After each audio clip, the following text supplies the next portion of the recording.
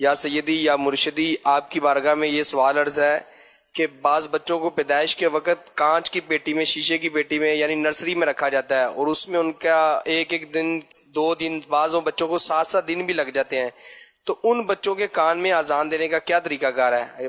آپ جواب ارشاد فرمائیے، جزاک اللہ خیرہ۔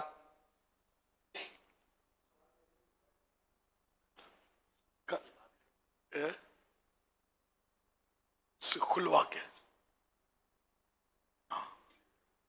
کانچ کے پاس تو آواز جائے گی نہیں، آواز چلی جائے گی، اندر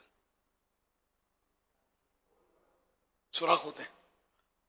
اچھا اگر سوراخ ہوتے ہیں اس میں تو جس طرف سیدھا کان ہے اس طرف کھڑے ہو کر منہ قریب لے جا کر اذان کہتے ہیں۔ اب کان سے ہونٹ لگا کر تو اذان دینی ویسے بھی نہیں ہے نا۔ بعض یہ سمجھتے ہوں گے کہ کان میں منہ ڈال کے اذان دے تو اس بیچارے کا اگر نازک پردہ ہو تو پھٹ نہ جائے گی، زور زور سے آپ بولیں تو ہر چیز کا مطلب ہے کہ اعتدال ہونا چاہیے نا۔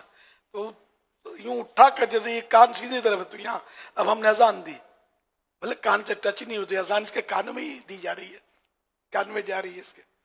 تو یہ ہے کہ اس طرح آپ سیدھی کان کی طرف اذان دے دیں، اور پھر اسی طرح الٹے کان کی طرف اقامت کہہ دیں۔ بہتر طریقہ یہ ہے کہ سیدھی طرف اذان، الٹے کان کی طرف اقامت، پھر سیدھی طرف اذان، پھر اقامت، پھر اذان، پھر اقامت، پھر آخر میں اذان سیدھے کان کی طرف۔